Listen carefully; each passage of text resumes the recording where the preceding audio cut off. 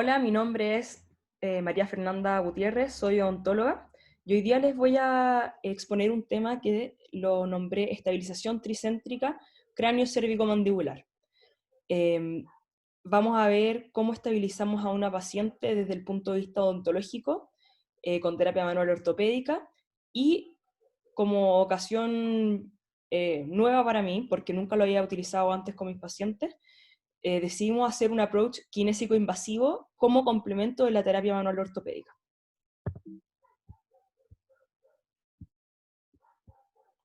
Los datos relevantes de esta paciente es que ella llega en primera instancia a la kinesióloga que realiza la fisioterapia invasiva, que en este caso es la kinesióloga Claudia Valenzuela, por un dolor de hombro donde ella realizó una electrólisis percutánea.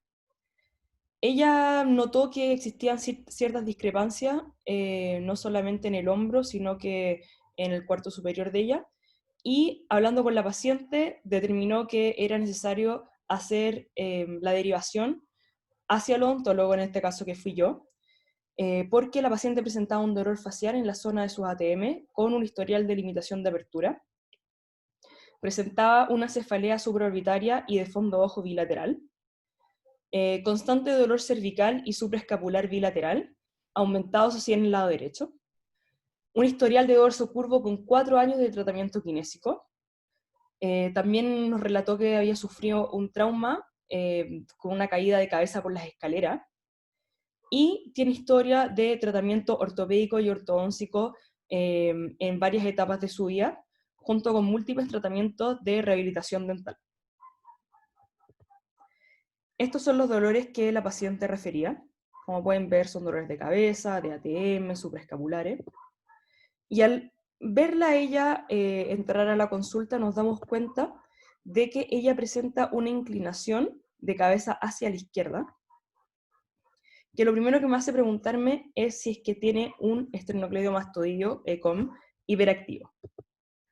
Presenta mucha tensión muscular a nivel cervical, y al ver la foto de perfil, nos damos cuenta que tiene un perfil protruido y una pérdida de la lordosis cervical.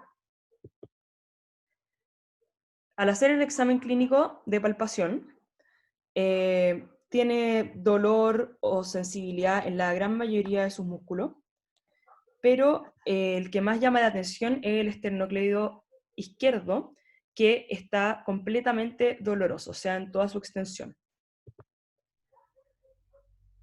Muchos de los dolores que ella presentaba son dolores que pueden ser referidos del esternocleidomastoideo. Y junto con esta inclinación de cabeza que es hacia la izquierda, nos hace pensar de que probablemente este músculo es el causante de mucho de su patología. Al examen clínico de ATM y movimientos mandibulares nos damos cuenta de que ella presenta mayor dolor en la ATM izquierda, en la palpación y la masticación, dolor en la ATM izquierda hacia la lateralidad derecha, o sea, hacia la contralateralidad, tiene una pérdida de control motor mandibular y presenta una oclusión inestable sin guía de desoclusión. Realizamos un examen básico cervical para determinar alguna disfunción y nos damos cuenta de que tiene una limitación en la rotación derecha y una limitación en la inclinación izquierda. Al darnos cuenta que ya presenta toda esta serie de inestabilidades de cervicales y de ATM, hago la derivación al kinesiólogo que va a realizar la terapia manual y para que haga una evaluación completa postural y corporal de la paciente, donde él me comenta que la paciente presenta una escápula izquierda descendida y alada, o sea, una disquinesia escapular 1 y 2. Hace una evaluación de la alineación de la pelvis, que también me dice que existe un desequilibrio con un punto doloroso en el psoas. Entonces, el desequilibrio de esta paciente no solamente es a nivel dentario ni solamente a nivel cervical, sino que debe ser tomado como un tratamiento integral. Estas son las fotos iniciales de boca intraorales, donde podemos ver que sus dientes tocan los dientes superiores con los inferiores, punta a punta. Lo normal es que los dientes superiores cubran los dientes inferiores. En este caso, tocan vis a vis, punta con punta. Y por lo tanto los movimientos normales de desoclusión, que son el movimiento protrusivo y las lateralidades, no logran tener la funcionalidad adecuada y no permiten que los dientes posteriores logren un clearance o un espacio, que es lo normal que sucede cuando la paciente realiza estos movimientos.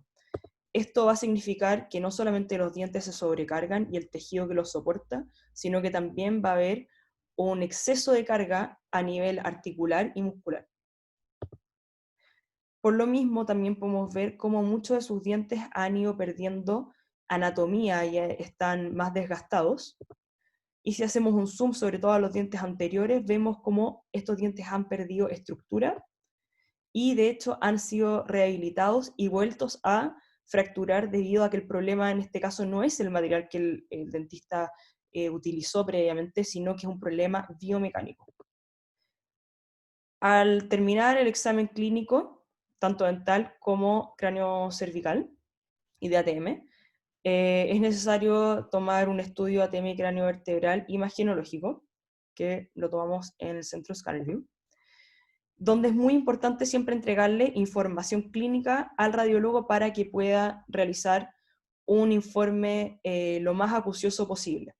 Entonces acá en la parte posterior de la orden radiográfica informamos los dolores y disfunciones que presenta y limitaciones la paciente tanto de ATM como cráneo vertebral. Al revisar la teleradiografía, podemos ver que la paciente presenta una rectificación cervical, una retrolistesis en C5, múltiples osteofitos también en esta zona de sobrecarga, una rotación del atlas y un pontículos posticus que en la reconstrucción 3D vemos que está completamente formado. Esto nos habla de que la paciente es apretadora y nos explica un poco por qué tiene tantos dolores cervicales. Al hacer la extensión y la flexión, vemos que se mantiene y se aumenta la retrolistesia a nivel de C5, dato que es muy importante entregar al kinesiólogo, ya que esto va a ser una limitante en el tratamiento. Y también se mantiene la rotación del atlas en extensión. La flexión está disminuida en extensión también, en el rango. Al ver las imágenes de articulaciones temporomandibulares, tanto estática como dinámica, podemos ver que existe una posición posterior a nivel del cóndilo derecho, pero mantiene la forma normal. Y el problema de esta paciente, vamos a ver que más que la posición, más que el problema haya sido a nivel de ATM, probablemente el origen de este caso tiene origen en la porción cervical, ya que vemos que es la más afectada, junto con los dientes. Pero menos mal sus articulaciones se encuentran en bastante buen estado, pero obviamente estas patologías son progresivas, no son de un día para otro. Entonces, ahora el problema se encuentra a nivel cervical más concentrado, pero obviamente para ella, como lo mostró en la clínica, ya estaba teniendo repercusiones a nivel mandibular. Podemos ver en la tomografía Atlas Axis que existen rotaciones a nivel de C1, C2 y C3, y que, esta en una vista posterior, podemos ver que se continúan hacia abajo, hablándonos de que puede haber desequilibrio en otras zonas del cuerpo. También podemos ver que existe un ligamento estiloideo osificado en el lado derecho solamente, que va en relación también con la posición posterior. Podemos comenzar a hacer relaciones entre los exámenes y la clínica, con el cóndilo derecho situado más posterior.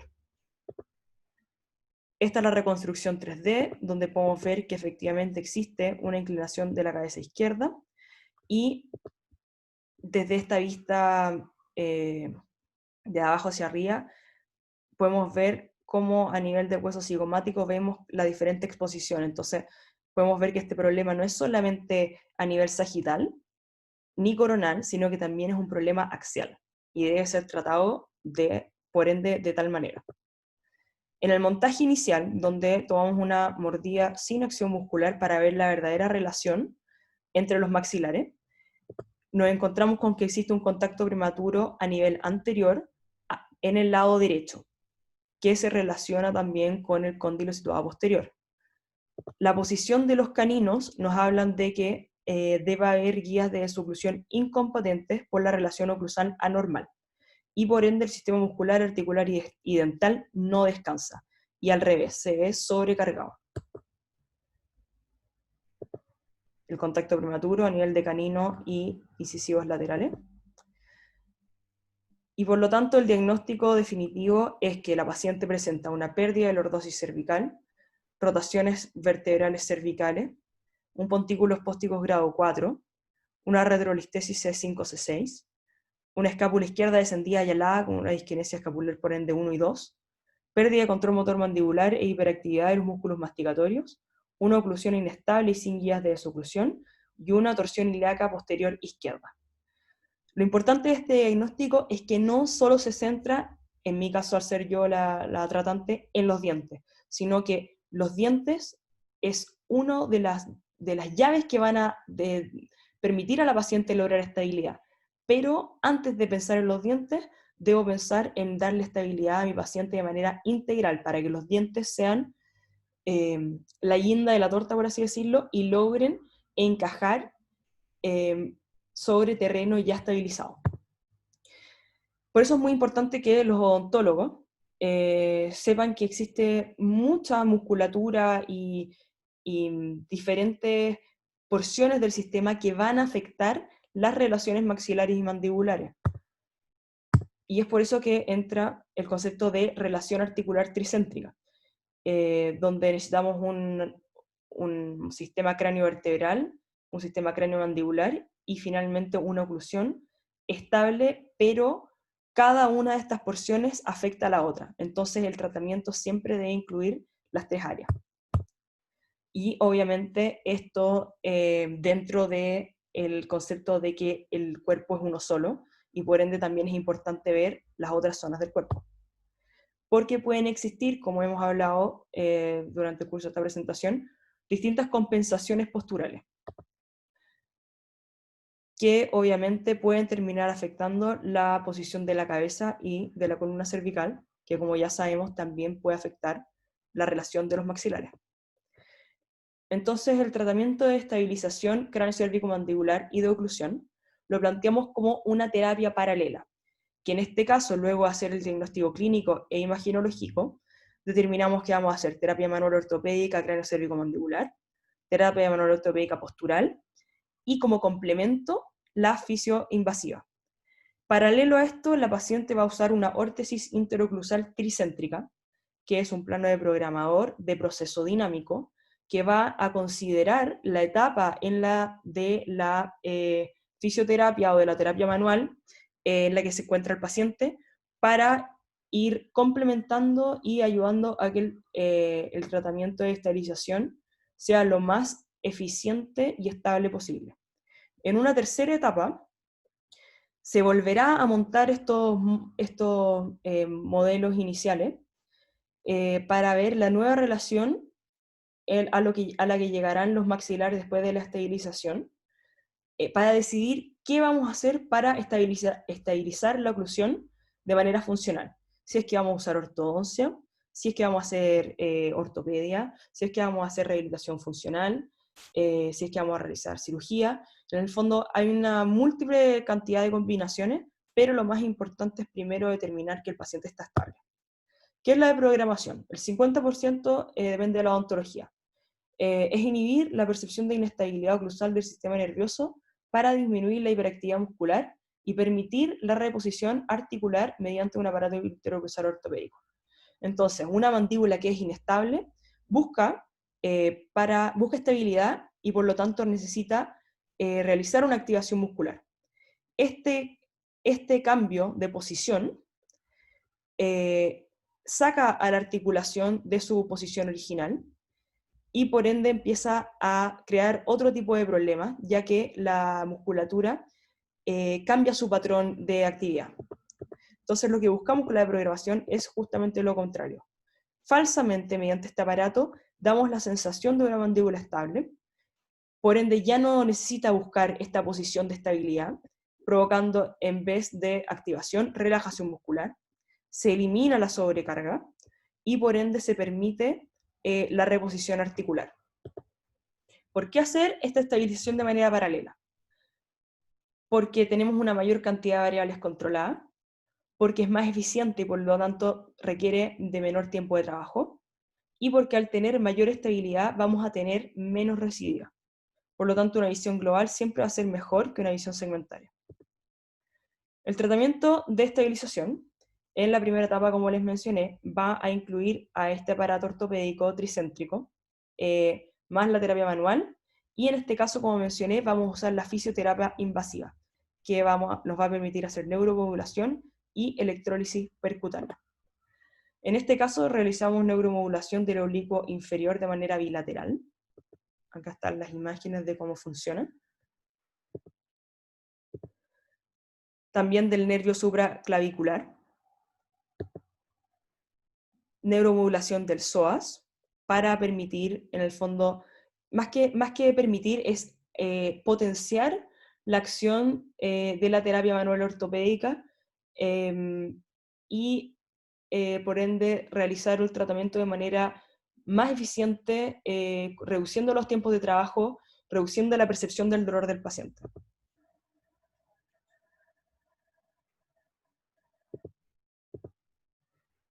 También en el SOAS realizó la kinesióloga Claudia Valenzuela electrólisis percutánea, porque habían trigger points o existía un punto gatillo, que resultaba muy doloroso para la paciente. El tratamiento de terapia manual lo realizó el kinesiólogo Sebastián Tapia del Instituto Rocabao, y buscando resolver las patologías previamente mencionadas en el diagnóstico. Terapia manual cervical alta, técnicas miofaciales, recuperación de la lordosis cervical, normalización de la disquinesia escapular, la desrotación del ilíaco izquierdo y finalmente la estabilización postural completa. Parte del tratamiento kinésico, destrucciones cervicales, de rotaciones, activaciones de cerrato y rotador externo. Y este es el día en que se instaló el plano de programador, que dentro de las cosas que es muy importante es que este sea ergonómico. Debe ser muy amigable con los tejidos blandos, ya que si no produce el efecto contrario de hiperactivación. Como pueden ver, la paciente puede cómodamente cerrar los labios, como pueden ver en las dos imágenes. Y lo importante es que mediante este aparato vamos a recuperar una oclusión funcional, ayudando a la paciente a mantener la estabilidad lograda con la terapia manual y la fisioinvasiva. Y ya en el día de la instalación podemos ver cómo mejora este perfil protruido inicial y la pérdida de lordosis cervical. Entonces la paciente lo soporta muy bien el aparato. Esto pueden ver que es un aparato muy cómodo que permite recuperar la oclusión funcional del paciente falsamente mientras está en el proceso de estabilización, para luego al final se va a recuperar en sus propios dientes esta funcionalidad. Después de realizado el proceso de estabilización, se vuelven a tomar los modelos y vemos cuál es la nueva relación maxilar-mandibular. Y como pueden ver, hubo un cambio bastante grande desde el primer montaje, donde el primer contacto estaba a nivel del canino incisivo lateral derecho. Ahora se encuentra al otro lado, del lado izquierdo, en el último molar. Se plantea realizar una estabilización de oclusión funcional a partir de rehabilitación, ya que la paciente tenía mucho trabajo dental previo hecho que tampoco estaba en muy buenas condiciones. Pero lo importante de esto es que no solamente busca que el tratamiento se vea bien, sino que buscamos funcionalidad, que además de funcionalidad va a entregar estética como complemento. Pero lo más importante es devolver la función a los dientes para que se pueda mantener la función a nivel articular, cervical y por ende postural completo. Se hace primero la parte anterior, luego la parte posterior, y podemos ver cómo se devuelve la anatomía al paciente.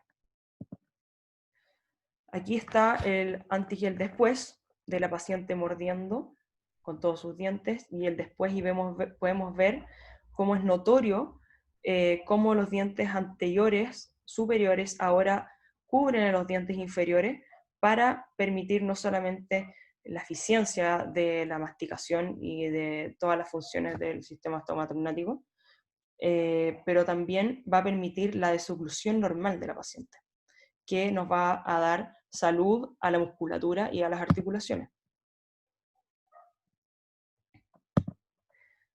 Aquí está el movimiento de protrusión y podemos ver cómo solamente tocan los incisivos centrales, dando libertad posterior, donde no hay contactos. Lo mismo a nivel lateral, cómo los caninos ahora se enfrentan correctamente y permiten, por ende, realizar este movimiento lateral que anteriormente no permitía la desoclusión, no existía espacio posterior entre los dientes superiores y inferiores.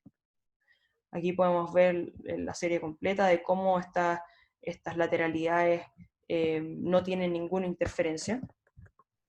Y al ver la zona oclusal podemos ver cómo se devuelve la forma a los dientes, ya que un diente que no tiene forma nos habla de que existe una sobrecarga. Viendo la cara de la paciente antes y después, nos damos cuenta de que ya no existe esa inclinación lateral de la cabeza, donde podemos ver que anteriormente su ojo izquierdo y toda su estructura anatómica estaban inclinadas, siendo un high-high hacia la derecha. Vemos también cómo bajó el tono muscular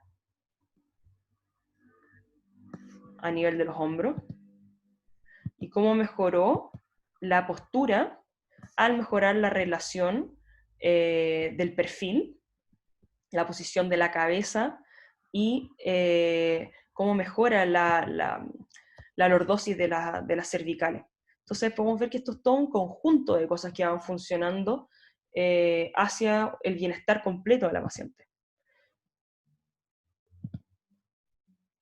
A nivel escapular, la verdad es que la paciente todavía presentaba esta diferencia, había mejorado bastante, pero todavía le queda por mejorar, por lo que va a seguir con una rutina modificada de ejercicio y se va a reevaluar después de 1 mes y medio. Y estas son las fotos antes y después de la paciente sonriendo. La verdad es que ella fue una muy buena paciente, estaba muy agradecida, le cambió su calidad de vida, ya no tenía dolores de cabeza, dolores cervicales, dolores a nivel escapular, dolores de cadera. O sea, esto no es solamente de que los dientes se ven estéticos, que se ven bonitos, de que ella le mejoró su autoestima. Este es un tema de salud global. Hoy en día ella es una paciente más sana. Ese es el punto central de esto. Entonces, como conclusión, es fundamental para el diagnóstico y el tratamiento el trabajo en equipo e imágenes complementarias, y su interpretación tanto kinésica como odontológica. El uso del plano de programación debe tener un desarrollo dinámico en paralelo al tratamiento kinésico. Por ende, la comunicación entre ambas profesiones es fundamental, o sea, es clave para que esto funcione.